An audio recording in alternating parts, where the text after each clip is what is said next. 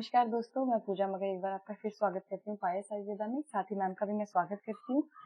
मेरा मैम आज का प्रश्न ये रहता है कि हमारे सनातन धर्म में औरतों को देवी का स्वरूप क्यों दिया गया है, उसके पीछे क्या लॉजिक रहता है, आप हमें बताइए।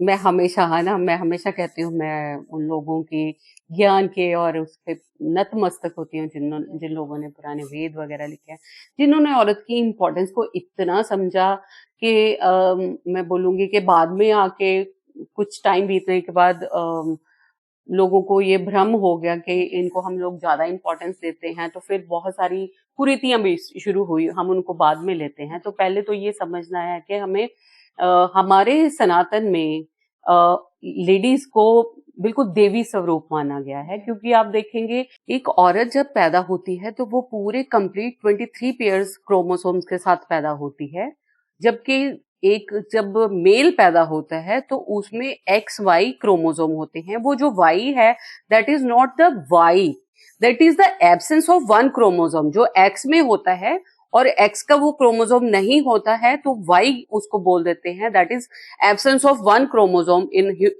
Mail body. तो इसलिए औरत को कंप्लीट बोला जाता है कि वो कंप्लीट पैदा होती है, उसमें उतने सारे एग्स जितने उसने बॉडी में प्रोड्यूस करने आगे जाके जितने वो कैपेबल होगी, वो सारे एग्स के साथ वो पैदा होती है।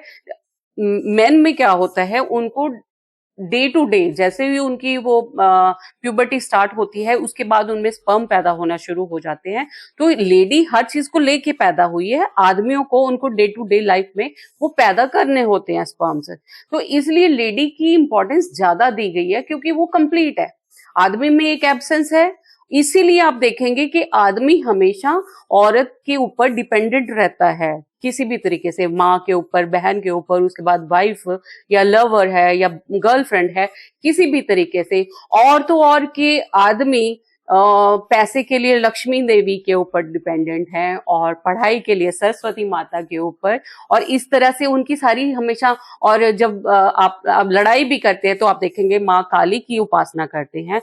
तो ये देखिए कि हमेशा उनको एक मैं ये बोलूंगी, जब हमारे पास कोई चीज नहीं होती तो हमें वो अफेक्शन हमेशा रहती है।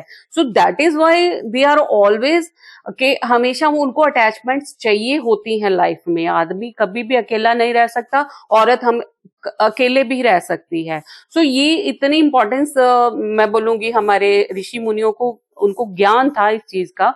तो उन्होंने औरत के उस मैं बोलूंगी इमोशनल सपोर्ट के हिसाब से हमने माता लक्ष्मी को दिया है, अगर काली को हमने शक्ति स्वरूपा माना है, तो इसी हिसाब से जैसी जैसी उनकी फ्रीक्वेंसीज हमने देखी हैं कि उसमें उनके कैसे गुण है, उस हिसाब से उन्होंने हर देवी को अलग से नाम दिया हुआ है। बट हर जो प्रतिनिधि, मैं ये बोलूंगी कि हर शक्ति का जो प्रतिनिधि उन्होंने औरत को ही बनाया हुआ है।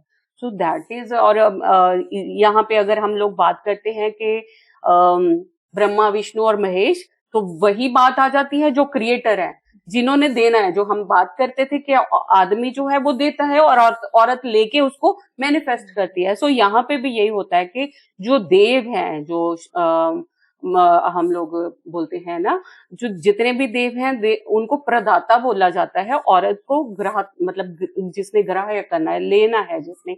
तो इसी हिसाब से आप देखोगे कि हमारे पूर्वजों ने या ऋषि मुनियों ने देवी और देवता इस हिसाब से उन्होंने उनको डिवाइड किया हुआ था। सो दैट इज। इसमें अगर हम साइंटिफिक फैक्टर ढूंढने की कोशिश करते हैं तो हमारे पास वो भी सारा डाटा अवेलेबल है कि औरत कंप्लीट है और आदमी में एक क्रोमोसोम की कमी है, जिसके कारण वो हमेशा औरत के ऊपर डिपेंडेंट रहता है। So that is the all the science behind this thing.